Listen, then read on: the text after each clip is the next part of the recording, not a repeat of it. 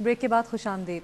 بات ہو رہی تھی علامہ اقبال کی، کس طرح علامہ اقبال نے انویژن کیا تھا اس ساری سچویشن کو. دیکھیے، پوسٹ خلافت ایرا جو تھا مسلمانوں کے لیے پوری دنیا میں سخت مایوسی کا دور تھا. میں نے عرض کیا نا کہ یہ ہمارے تصور میں بھی نہیں تھا امت مسلمہ کے کوئی ایسا وقت ہمیں دیکھنے کو ملے گا کہ جب ہم ایک بغیر مرکز کے رہ جائیں گے. ہم لٹرلی امت مسلمہ یتیم اس وقت ہوئی تھی. علامہ اقبال نے امت کو حوصلہ دینے کی کوشش کی.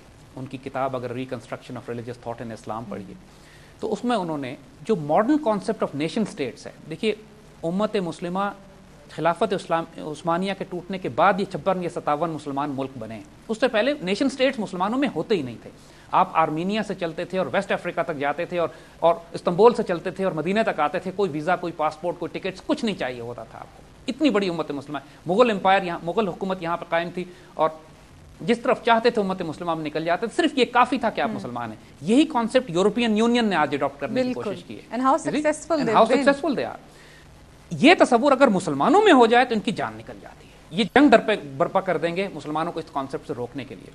اقبال نے مسلمانوں کو حوصلہ یہ دیا کہ دیکھو تم نیشن سٹیٹس کو یہ سمجھو کہ جیسے یہ بڑی امت کے چھوٹے چھوٹے صوبے ہیں. آپس میں اندرونی معاملات یہ اپنے جس طرح چاہیں طے کریں، لیکن جو ان کی فورن پالیسی ہے، ان کا ڈیفنس ہے، ان کی اکانومی ہے، وہ یکجا کی جا سکتی ہے. And this will be the first step towards creation of a greater Muslim empire. ان کے جو خوبصورت اشعار ہیں، ایک ہو مسلم حرم کی پاسبانی کے لیے نیل کے ساحل سے لے کر تابہ خاک کاشغر، انہوں نے یہ جو کانسیپٹ دیا ہے with in the nation states.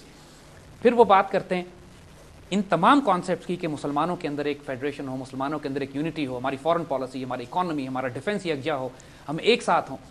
اور مسلمانوں کے اندر لیکن at the same time nation state کو جو وطنیت کا تصور ہے، اس کی اقبال نے اس کو رد کیا ہے. اقبال نے اس کو خدا کہا ہے، بت کہا ہے کہ یہ لوگوں نے بت بنا لیے ہیں کہ انسان نیشن اسٹیٹس کی بنیاد پر امت کی تقسیم کی جائے. نیشن اسٹیٹس کو وہ صرف شناخت کے طور پہ تو رکھنا چاہتے ہیں لیکن تعصب کے طور پہ نہیں. یہ نہیں کہ اس کی بنیاد پر مسلمانوں میں جنگیں ہوں، یہ نہیں کہ اس کی بنیاد پر مسلمانوں میں فرقہ وارانہ فساد برپا ہو، یہ نہیں کہ اس کی بنیاد پہ اتنے قومیت. اور علامہ اقبال کا یہ کانسیپٹ کہ چونکہ میجورٹی سنی ورلڈ ہے اور شیعہ ملک صرف ایران تھا اس زمانے میں بھی بیچ میں، اور ان کو اندازہ تھا کہ شیعہ آئسولیٹڈ فیل کریں گے، تو شیعہ کو قریب لانے کے لیے کہ بھائی امت مسلمہ کے لارجر وجود کا بھی تم ایک حصہ ہو، چاہے کتنے بھی اختلافات ہو. ان کا وہ خوبصورت شعر ہے کہ تہران ہو اگر عالم مشرق کا جنیوا، شاید کہ اقوام عالم کی تقدیر بدل جائے. یعنی تہران اگر اقوام مشرق کا ایک جنیوا بن جائے، جنیوا سے مراد ان کی وہ یونائٹڈ نیشنز کا جس طرح وہ ہیڈ کوارٹرز تھا.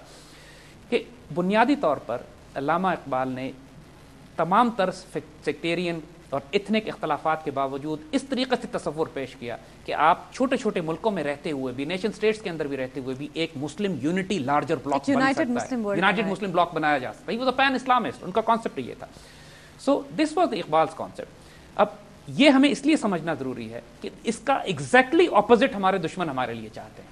وہ یہ چاہتے ہیں کہ نیشن اسٹیٹس میں مسلمانوں کو توڑا جائے، پھر ان نیشن اسٹیٹس کو ایتھنک لائنز پہ، جیوگرافک لائنز پہ، لنگوسٹک لائنز پہ، سیکٹیرین لائنز پہ، آئیڈیولوجیکل لائنز پہ توڑا جائے. مسلمانوں کی آپس میں جنگیں کرائی جائیں، آپس میں جنگیں کروائی جائیں. ان جنگوں کے نتیجے میں جو امت مسلمہ کمزور ہوتی ہے، پھر ایک ایک کر کے ان مسلمان صوبوں کو، یعنی صوبے میں یہاں پہ وہ اقبال کے تصور کے حوالے سے عرض کر رہا ہوں، جو بڑی امت مسلمہ کے ایک صوبے بنے ہوئے ہیں جو نیشن اسٹیٹس ہیں، ان کو ہڑپ کیا جائے. اور اس کے لیے جن ایسٹس کو وہ استعمال کریں گے وہ باہر سے بھی آئیں گے اور اندرونی بھی ہوں گے. دیکھیے ہم نے مسلمانوں نے یاد رکھی گا کبھی بھی باہر سے مار نہیں کھائی جب تک ہماری اپنی صفوں میں احمق یا غدار موجود نہ ہو.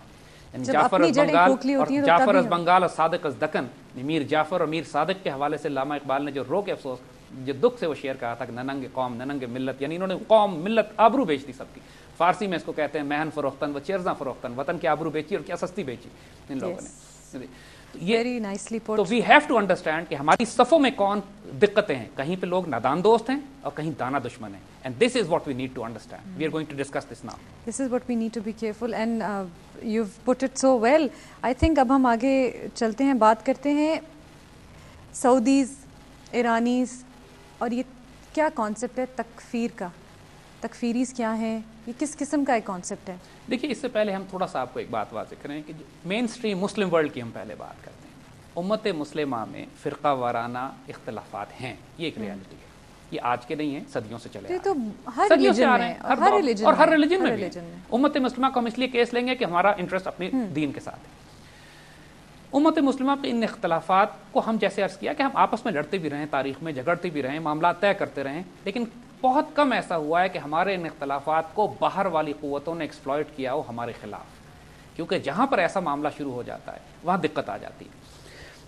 مسلمان فرقے ایک دوسرے کو گمراہ بھی کہتے ہیں, ایک دوسرے کو بھٹکاوا بھی کہتے ہیں, ایک دوسرے کو ایکسٹریمسٹ بھی کہتے ہیں, ریڈیکل بھی کہتے ہیں, فتوے بھی لگاتے ہیں, لیکن یہ ہمارے اندر کے معاملات ہیں. لیکن ایک بات یاد رکھیے گا کہ جتنے بھی مین سٹریم مسلمان ریلیجس گروپس ہیں یا ریلیجس اسکول آف تھاٹس ہیں, وہ کبھی ایک دوسرے پر کافر ہونے کا فتویٰ نہیں لگاتے. اس معاملے میں بہت محتاط ہیں. یعنی تکفیر کا مطلب یہ ہے کہ آپ کسی مسلمان کو کافر کہہ دیں. جو مسلم ورلڈ میں دو ایکسٹریم سکولز ہیں, یعنی ایک سلفی اسکول آف تھاٹ ہے جو سعودیز پریکٹس کرتے ہیں, ایک شیعہ اسکول آف تھاٹ ہے کہ جو ایران کے پاس ہے. اور مسلم ورلڈ میں جتنے اسکول آف تھاٹس ہیں, شیعز اور سلفیز آر پولز اپارٹ, یعنی ان کے آپس میں جتنے اختلافات نظریاتی اور فقہی طور پہ ہو سکتے ہیں وہ شاید کسی اور مسلک کے آپس میں اتنے نہیں ہیں. باقی سارے آلموسٹ ان کے بیچ میں آتے ہیں, کچھ پرو سلفیز ہیں, کچھ پرو شیعز ہیں, کچھ سافٹ ہیں, کچھ مڈل میں, کچھ رستے میں. یہ ہمارے اپنے اختلافات ہیں, امت میں پھیلے ہوئے ہیں, اسکول آف تھاٹس ہیں, ایکسیپٹیبل ہیں, ریسپیکٹڈ ہیں, اور یہ سارے پریکٹس کیے جاتے ہیں. مگر اس کے باوجود آپ دیکھیں گے کہ ایرانیز اور سعودیز ایک دوسرے پر کفر کا فتویٰ نہیں لگاتے.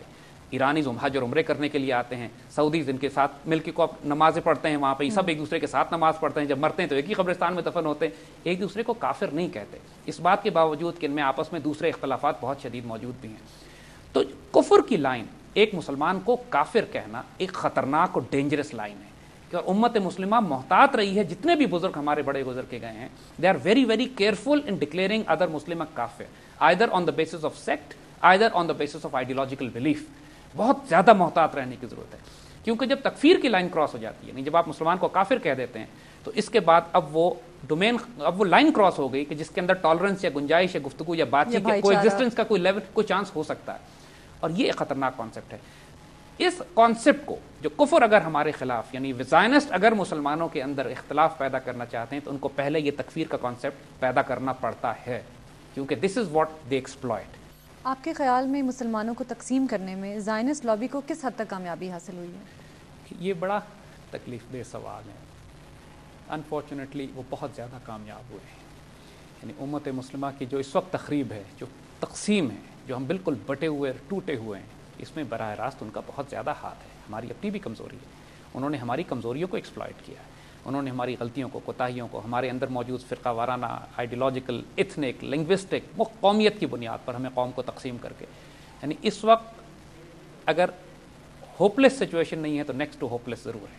یعنی we are in very bad shape. امت کے لحاظ سے ہم اتنی بری طرح تقسیم ہوئے ہوئے, لیکن سچویشن ریورسبل ہے, اس کا حل کیا جا سکتا ہے.